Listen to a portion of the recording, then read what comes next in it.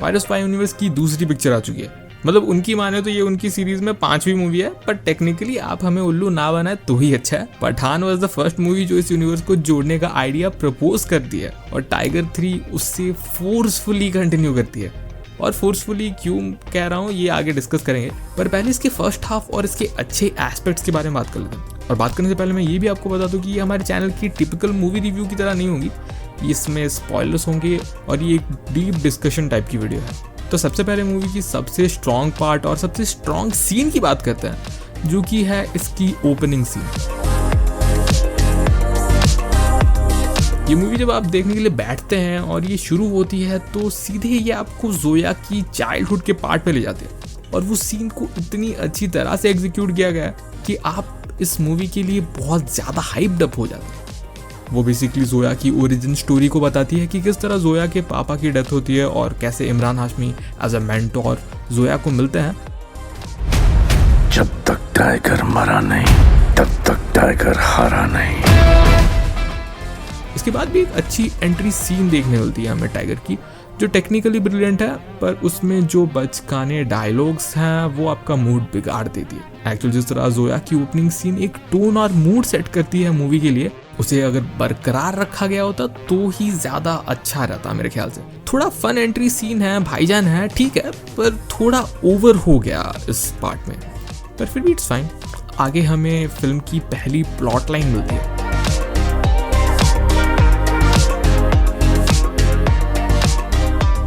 Tiger के पुराने दोस्त गोपी मरते टाइम टाइगर को ये कह के मरता है कि जोया एक डबल एजेंट है और इसे बहुत अच्छी तरह से आगे लेके जाया जा सकता था, पर इस पूरे प्लॉट को एक गाने में ही खत्म कर दिया जाता है। टाइगर जोया पे शक करता है पहले, फिर कुछ ना मिलने पर सोचता है फालतू में शक कर रहा था, पर ये काफी इंपॉर्टेंट और अच्छी स्टोरी लाइन थी जिसे इन्होंने गाने में ही कंप्रेस कर दिया। मैं इमेजिन भी नहीं कर सकता कि कितना ये अलग और ब्रिलियंट मूवी रहता अगर मेकर्स ने इस पार्ट को अच्छे से एक्सप्लोर किया होता। फैमिली, तेरा मुल्क, सब कुछ, ये वादा है मेरा। और अभी आगे फर्स्ट हाफ में और भी काफी प्लॉट डेवलपमेंट्स होती हैं जिन्हें पूरी तरह से एक्सप्लोर नहीं किया जाता, पर एक बात है और वो है इस मूवी की टेक्निकल ब्रिलियंस।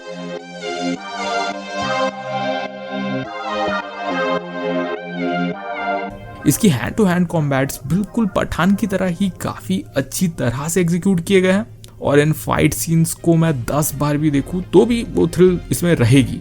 ये सही में बहुत बढ़िया सीक्वेंसेस थी, पर फर्स्ट हाफ के बाद मूवी पूरी तरह से डगमगा जाती है।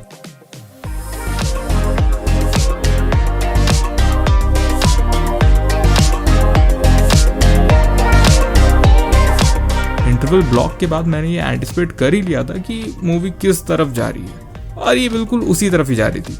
टाइगर के पास जेल से भागने का कोई रास्ता बचता नहीं है और उसके प्रिजन ब्रेकआउट में पठान उसकी हेल्प करने आ जाता है। और यही वो सीन है जहां ऐसा लगता है कि ये मूवी फोर्सफुली वाईआरएफ की स्पाई यूनिवर्स के साथ कनेक्ट करवाई गई। ये मूवी बिना पठान के बहुत ज्यादा बेटर हो सकती थी।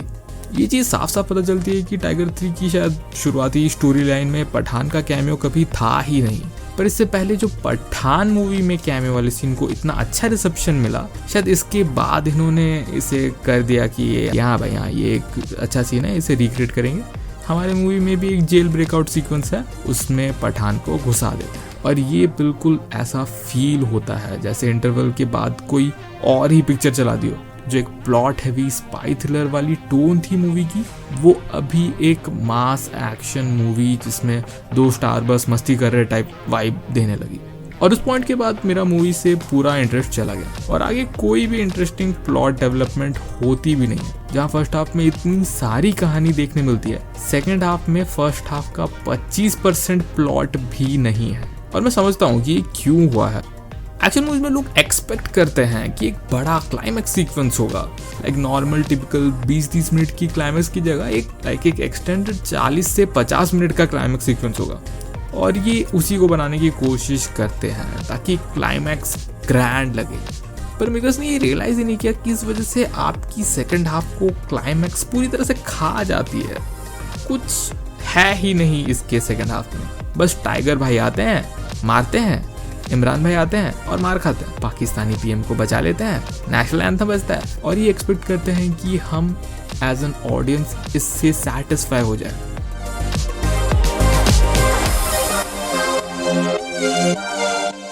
एक जो इसकी सबसे कमजोर पार्ट है इस फिल्म की वो इसकी राइटिंग है, और स्पेशली इसकी जो विलन यानी कि इमरान के कैरेक्टर की स्टोरी आर्क है वो सबसे कमजोर है।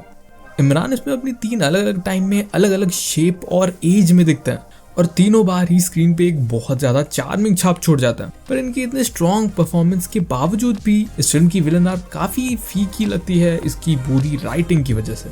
हमें इमरान के कैरेक्टर की पोटेंशियल तो दिखती है, पर वो उस पोटेंशियल को वेस्ट कर देता है। टाइगर 3 इज ऑल अबाउट कि वो कितना ज्यादा पोटेंशियल होल्ड करती थी और कितनी बुरी तरह से एग्जीक्यूट करी गई। तो इतना था आज की इस वीडियो के लिए, मिलते हैं आपको इस तरह के एक और बेहतरीन एपिसोड में।